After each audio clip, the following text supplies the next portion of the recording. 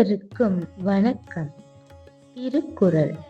சாதி, மதம், மொழி என எந்த பேதமும் இன்றி உலக மக்கள் அனைவருக்கும் பொதுவான அறநெறிகளை கூறியதால் நம் திருக்குறள் உலக பொதுமறை என்று போற்றப்படுகிறது. இயற்றியவர் தெய்வப்புலவர் திருவள்ளுவர். பால் அறத்து பால். அதிகாரம் கடவுள் வாழ்த்து. குறள் எண் 1. அகர முதல எழுத்தெல்லாம் ஆதி பகவன் முதற்றே உலகு. இதற்கான பொருள் என்னவென்றால், நாம் வாய் திறந்தாலே வரும் முதல் ஒலி ஆ.